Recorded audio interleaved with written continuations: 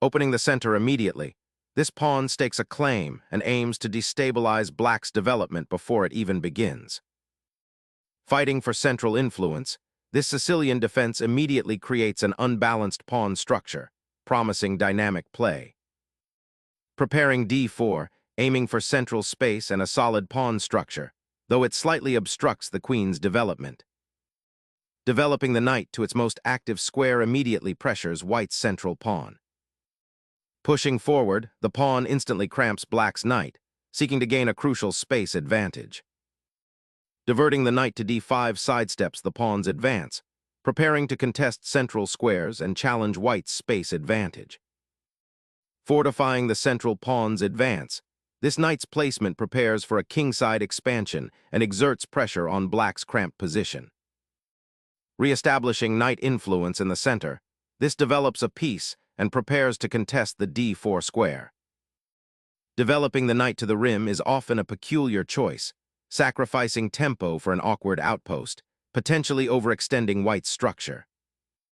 Solidifying the queenside pawn structure, g6 prepares to fianchetto the bishop, creating long-term diagonal influence. Forging a robust kingside defense, this pawn push aims to shelter your monarch behind a reinforced pawn chain, simultaneously preparing for a fianchetto to bolster the bishop's influence on the long diagonal, a prudent strategy given black's central pawn structure.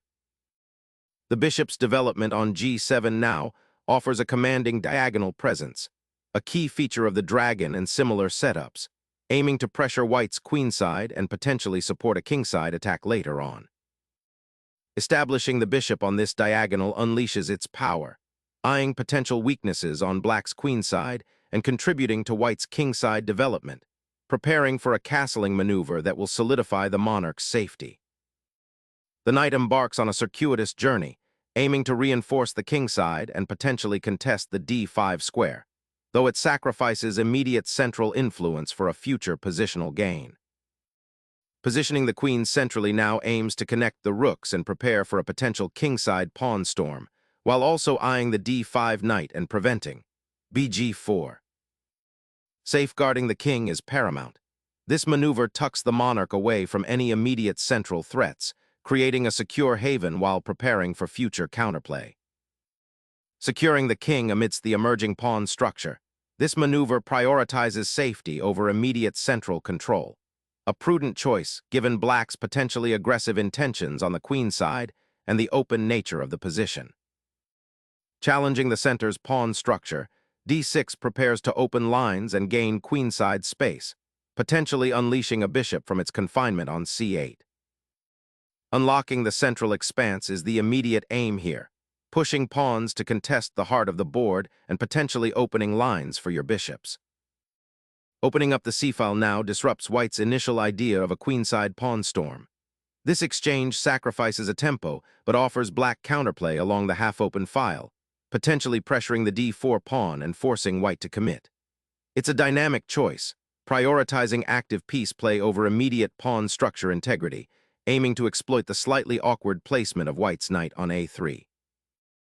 Liberating the queen's bishop from its pawn shield, this pawn push aims to seize central control and initiate a fight for kingside space, potentially preparing a queenside pawn storm down the c-file should black fail to address the central tension. Black's bishop immediately seeks active post, aiming to exchange itself for white's fianchettoed piece, which could loosen white's queenside pawn structure and potentially open the g-file for future kingside pressure. Clearing the path for the queen's rook to actively contest the crucial d-file, this maneuver simultaneously shores up the central pawn structure and prepares for potential pawn advances or piece insertions on the kingside. The knight's relocation to e6 skillfully fortifies the d4 square and prepares for a potential advance into the center or a lateral repositioning to g5, enhancing pressure. A bold repositioning of the queen, aiming to exploit the slightly passive placement of black's knight and the open lines that could develop, while subtly preparing for a potential kingside pawn storm. The bishop's retreat to f5 achieves a crucial repositioning, challenging the advanced e5 pawn and aiming to disrupt white's central control, by potentially exchanging the active dark-squared bishop for white's potentially passive one. Recognizing the latent threats, white gracefully retreats the queen, prioritizing its safety over active engagement and preparing for a potential pawn storm advance down the c-file, aiming to create a safer haven for the monarch amidst the developing complexities. The bishop retreats, reinforcing the fianchettoed position and maintaining its watchful eye on the long diagonal, while simultaneously preparing for potential pawn pushes to gain space in the center. White's queen embarks on a circuitous journey, returning to a square it occupied just 2 moves prior, seemingly seeking a clearer vision of the battlefield after black's bishop retreat. This maneuver hints at white's intention to potentially reposition pieces more effectively, perhaps eyeing central control or preparing a wing assault, but it also represents a valuable tempo lost in the ongoing struggle for initiative. The question lingers: is this a clever repositioning or a sign of white's uncertainty about the optimal path forward in this complex Sicilian setup? Initiating a sequence of exchanges, black targets white's knight, aiming to disrupt the developing harmony and potentially create imbalances. This decision to simplify by taking the knight signals a readiness to navigate a less cluttered middle game, where piece activity and pawn structure will likely become the primary battlegrounds. Consider how this trading will affect the control of key diagonals and the open lines that might emerge.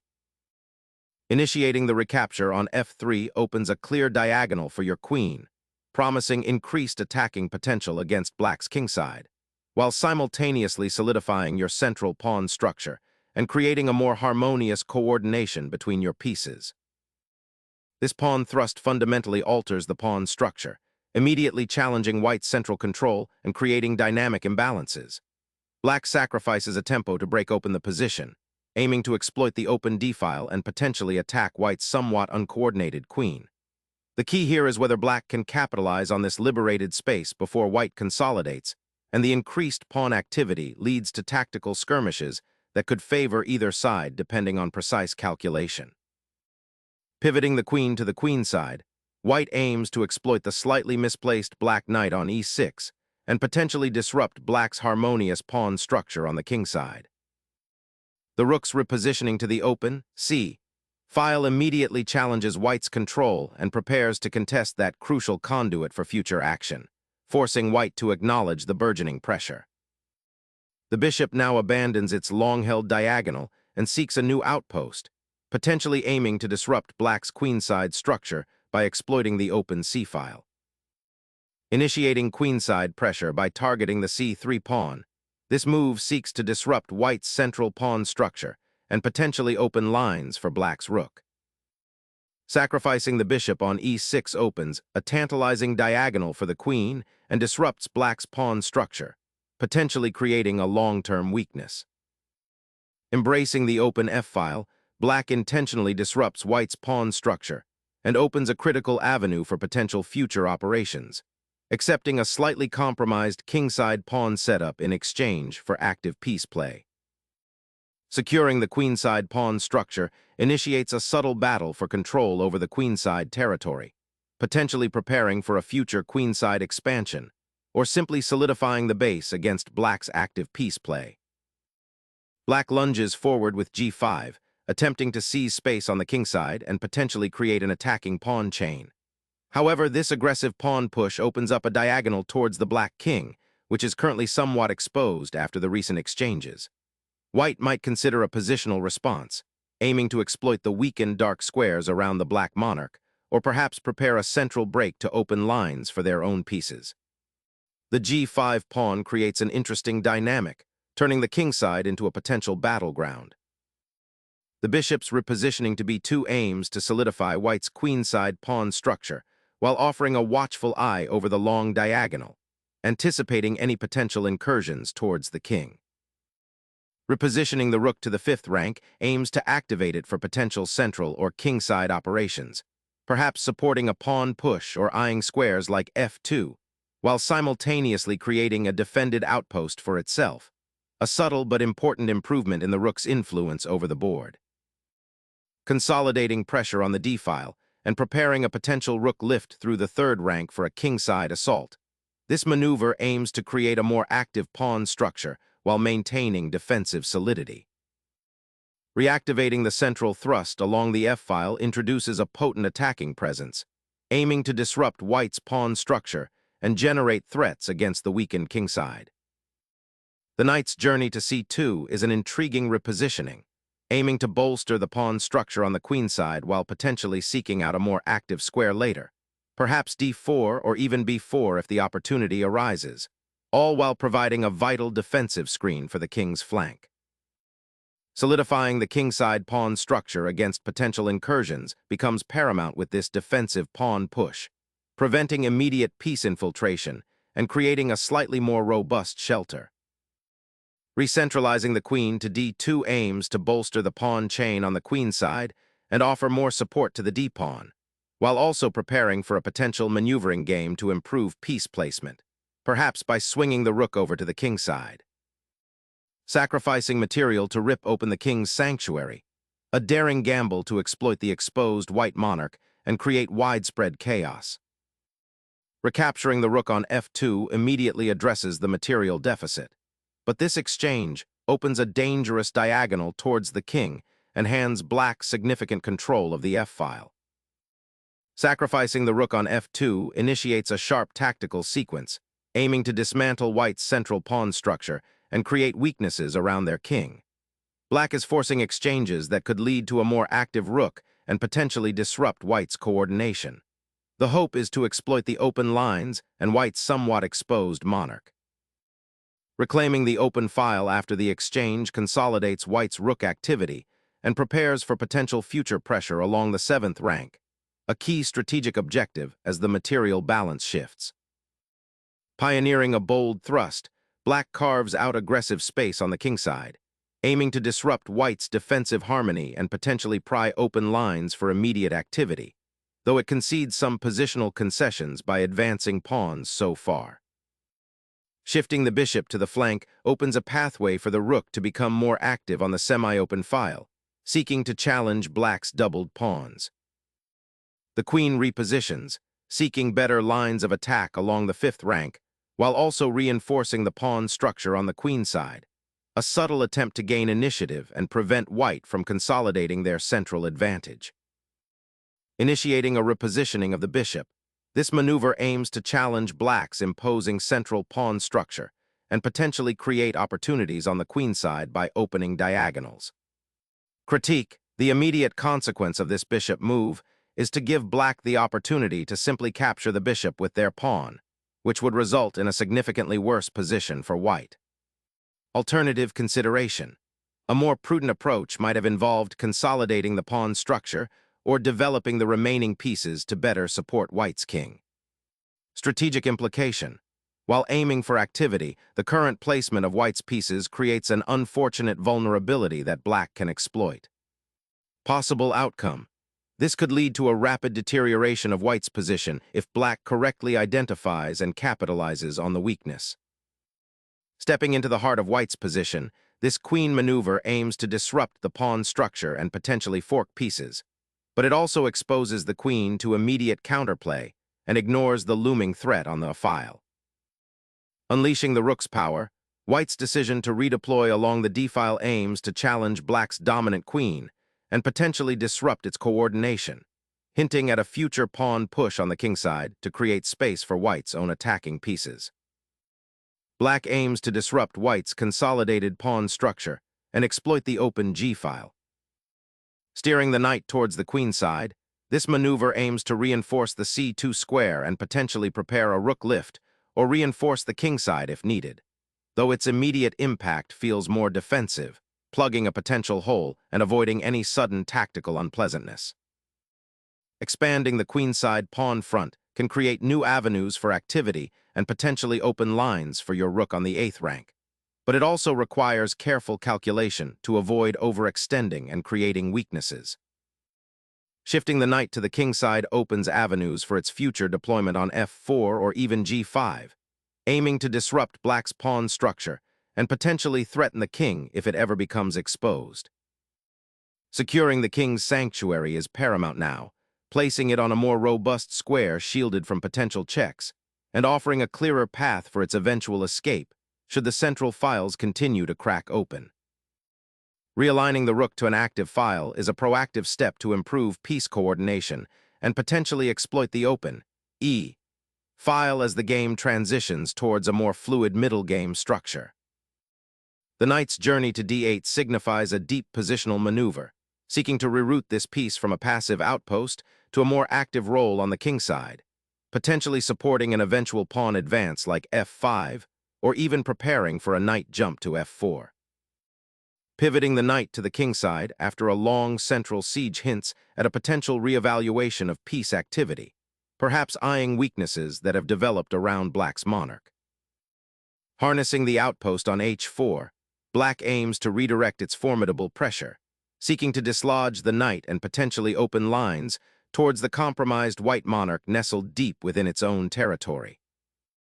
The pawn push on h3 immediately seeks to create space and prevent potential mating nets that Black might be weaving around the white king. It's a prophylactic measure designed to give the king a breathing room, though it does slightly weaken the pawn's structure in the long run. This move also sets up the possibility of advancing the g-pawn further, aiming to disrupt Black's attacking formations on the king side. Opening the h-file like this dramatically alters the battlefield, transforming a previously blocked front into a direct assault route towards your king. And while it creates immediate threats, it also invites a furious counterattack. The monarch strategically seeks sanctuary, sidestepping the nascent threats developing along the king side. Shifting the knight to the 7th rank is a bold repositioning, aiming to untangle White's slightly cramped pieces and perhaps prepare a future advance of the h-pawn, leveraging the recent pawn exchange on the king side for dynamic potential. King's exposed journey across the battlefield now becomes the central narrative. Exploring the dark squares feels like a vital attempt to disrupt White's encroaching pieces, aiming to create some breathing room for your beleaguered king and potentially activate the bishop's long-range potential. Asserting control over the open c-file now becomes paramount, aiming to disrupt Black's nascent queenside activity and potentially infiltrate the opponent's territory. The knight's journey to the kingside aims to shore up White's exposed monarch, a necessary step given the pawn structure and the lurking g4 pawn that now acts as a powerful battering ram. Opening the f-file now provides a crucial conduit for your rook to join the attack against Black's exposed king. Unleashing a desperate check, Black attempts to disrupt White's dominant knight and disrupt the impending onslaught on the kingside. This pawn sacrifice, while superficially aggressive, risks exposing the Black king further and could lead to a swift conclusion if White navigates the sequence correctly. The monarch's hurried retreat to the side opens a perilous path, inviting further aggressive incursions and highlighting the neglected safety of the king after such a prolonged pawn push. Unleashing the knight towards the king side, this maneuver aims to exploit the weakened pawn structure around the white monarch, threatening potential forks and disruptive advances. Unburdening the bishop from its guarding duty on the g-file opens a dangerous diagonal towards Black's otherwise sheltered king. The bishop, liberated from its pawn chain, now aims its gaze squarely at the white king's defenses, creating new tactical possibilities that White must carefully navigate. The knight repositions to a more active square, aiming to infiltrate Black's weakened kingside and exploit the vulnerable pawn structure, while simultaneously defending against any potential immediate threats. Reasserting central presence, the bishop aims to redeploy to a more active square, potentially reinforcing the kingside defense or probing for weaknesses on the queenside, seeking to avoid becoming a passive piece in the cramped position. Reasserting pressure along the 3rd rank, this rook's repositioning aims to dislodge the active Black bishop and potentially open lines for a future kingside pawn push or central expansion. The bishop retreats, abandoning its foray into White's territory, seeking a safer harbor and preparing to redeploy along the a1h8 diagonal where it can exert pressure on White's queenside pawns. Refocusing the rook's gaze to the kingside offers a fresh perspective on controlling the half-open f-file, potentially pressuring the Black king should it remain exposed. The king's escape route is now blocked, forcing it to remain vulnerable in the center of the board where the opposing knight is so actively placed. The knight's hop to the rim might seem counterintuitive, but it eyes a crucial outpost and prepares to reroute for kingside support. Seizing the initiative, black boldly ventures the queen into enemy territory, directly targeting the d4 pawn and disrupting white's centralized structure. This aggressive maneuver forces white to react, potentially creating tactical opportunities or positional concessions as white's pieces scramble to defend. The audacious placement of the queen, while seemingly exposed, aims to sow chaos and exploit any lingering weaknesses in white's otherwise solid position, particularly on the king side. The rook's journey to the 7th rank signals a bold attempt to disrupt black's queenside dominance and exploit the newly created open file, forcing a reckoning. The queen's repositioning to g4 offers a subtle threat of a discovered attack on the king should white's knight on f3 move, while simultaneously preparing to potentially harass the now exposed h3 pawn. The rook's repositioning to f3 activates a latent threat along the 3rd rank, potentially setting up a battery with the queen or creating an escape square for the king should the g-file open further. Contemplating a regrouping of forces, the black queen shifts its gaze towards the h4 knight, potentially setting up an exchange to relieve the pressure on the king side and perhaps create a more active piece in the center or on the queen side. The rook repositions, aiming to exploit the open g-file and threaten the black king's weakened pawn structure. The pawn advances, aiming to seize central space and potentially unblock the queen's diagonal, while simultaneously posing an immediate threat to the knight on f3 and complicating white's king's safety, forcing a defensive reaction. Repositioning the knight to f3 aims to exert pressure on the center and potentially support a d4-d5 pawn push, while also freeing the g2 bishop from its current defensive role. Shifting the queen to this diagonal opens up a tantalizing pathway for the knight to become a formidable attacking piece, while simultaneously posing a direct challenge to white's somewhat exposed king.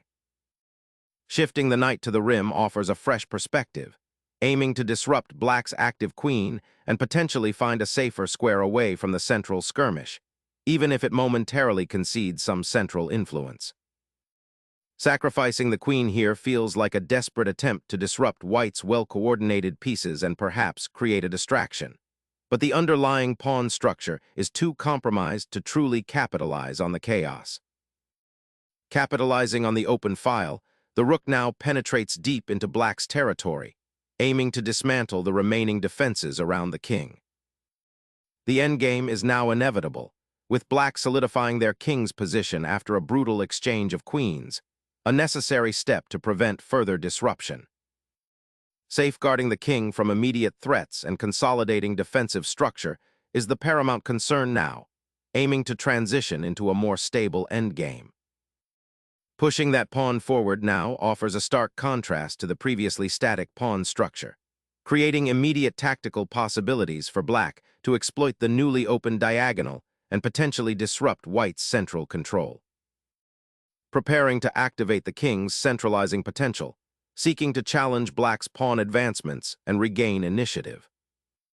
The bishop repositions, eyeing the now open king side and preparing to participate in the pawn storm brewing on the queen side.